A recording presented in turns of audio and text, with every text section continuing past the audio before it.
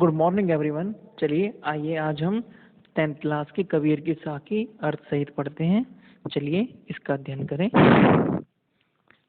कबीर जी की ने एक काफ़ी अच्छे संत थे। उन्होंने लोगों को रहने के और उनके जीने के तरीकों के बारे में बताया। चलिए आइए हम देखते हैं अब इनकी साखी को। ऐसी वाणी बोलिए मन का आपा खोए, अपना तन शीतल करे और उनको सुख होए। कबीर जी की साखी का भावार्थ है। कबीर जी कहते हैं कि हमें मीठी वाणी बोलनी चाहिए, इससे औरों को अर्थात सुनने वालों को सुख मिलता है और अपने शरीर को भी शीतलता अर्थात ठंडक पहुंचती है। अर्थात वो कहना चाहते हैं कि हम अगर औरों से मीठी वाणी में बात करेंगे तो इससे हमें भी आनंद प्राप्त होगा। जब हम मीठी वाणी या मीठी बोली का प्रयोग करते हैं तब इसे सुनने वालों का चित्त प्रसन्न हो जाता है और बात का अनुकूल प्रभाव पड़ता है।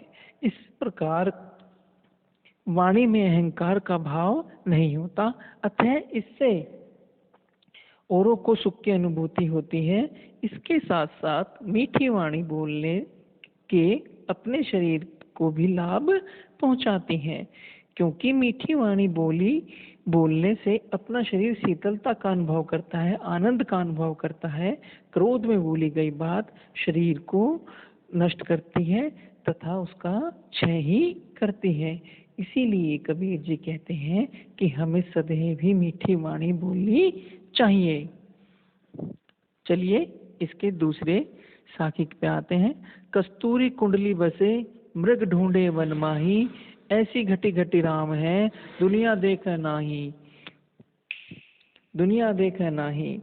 कबीर की साखी का भावार्थ है कि जिस प्रकार हिरण की नाभि में कस्तूरी रहती है, परंतु हिरण इस बात से अनजान, उसकी खुशबू के कारण वह पूरे जीवन भर क्या करता रहता है, उसे इधर उधर मंदिरों मस्जिदों में या जंगलों में ढूंढता रहता है। इसी प्रकार कबीर जी कहते हैं ईश्वर तो संसार के कण कण में व्यापक है, पर दुनिया के लोग उसे देख नहीं पाते। इसका कारण ये है कि उनका ज्ञान, वे इसी अज्ञानता के कारण क्या है, ईश्वर को दूर दूर खोजने जाते हैं। वे उसे मंदिर मस्जिद तथा तीर्थों में खोजते हैं, जबकि ईश्वर जो है वो तो मन में ही बसा है और वो हर कण कण में व्यापक है। और वो जब क्योंकि आत्मा ही परमात्मा का अंश है, आत्मा को पहचान पाना ही परमात्मा को पाने के बराबर है। तो कबीर जी इस पर उन व्यक्तियों पर व्यंग करते हैं जो अपने अंदर न देखकर ईश्वर को जगह जगह तलाशते फिरते हैं। चलिए इसकी दूसरी साखी पर।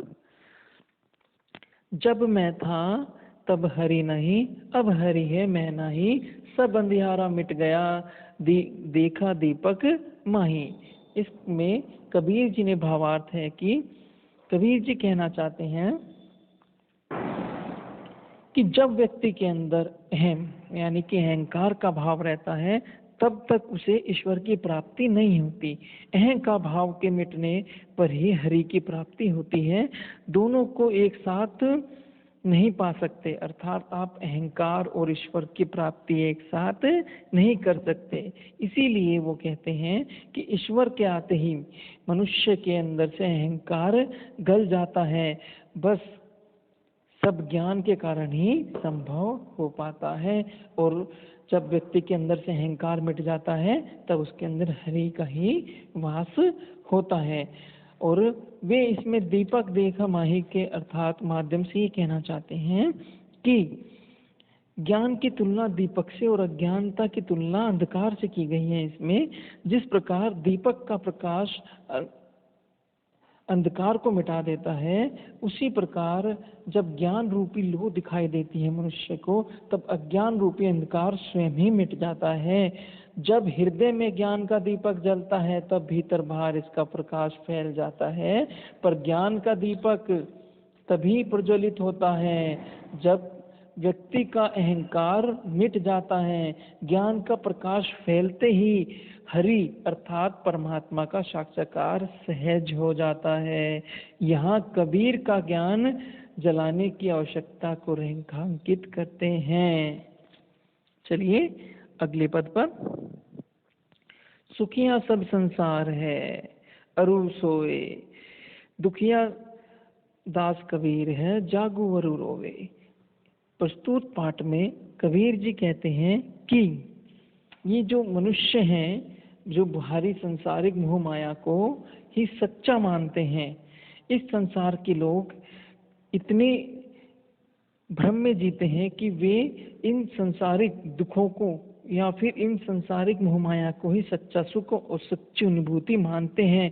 इस संसार में कबीर जैसे लोग भी हैं, क्योंकि वह जागते हैं अर्थात उसे ज्ञान प्राप्त हो गया है, अतः वह लोगों की दशा को देखकर रोता है, चिंतित होता है। कबीर सामान्य लोग सुख के वास्तविक रूप को समझ नहीं पा रहे हैं। उन्होंने संसार को एक तरीके से भोगना और जीवन रूपी लालसा को प्राप्त करना ही सुख की अनुभूति मानते हैं में, जबकि सच ये नहीं होता, क्योंकि ये तो एकमात्र एक भ्रम है।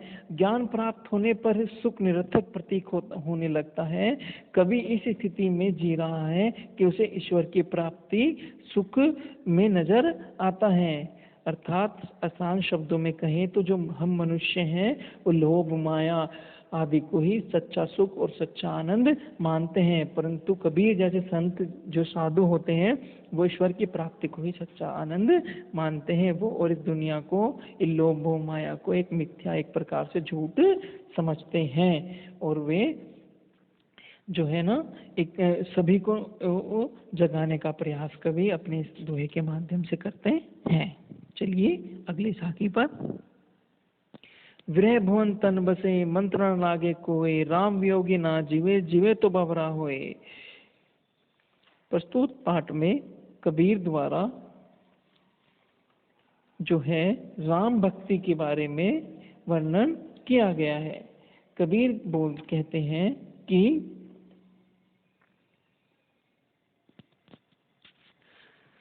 जिस व्यक्ति के मन में एक तरीके से चिंता भास कर जाती है, उसके मन में एक तरीके से कहें तो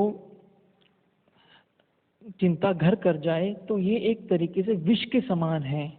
क्योंकि अगर ऐसे व्यक्ति के शरीर में ही विष बनने लगेगा या किसी व्यक्ति के शरीर में ही विष बनने लगेगा तो उसका कोई भी इलाज संभव नहीं है। मंत्र ना लगे कोई भी जतन नहीं किया जा सकता। इसी प्रकार कबीर कहते हैं कि राम वियोगी ना जीवे जीवे तो बबरा होए। अगर राम के वियोगी जो हैं, यानी कि राम के जो भक्त हैं, वो राम की भक्ति के बिना नहीं जीवित रह सकते।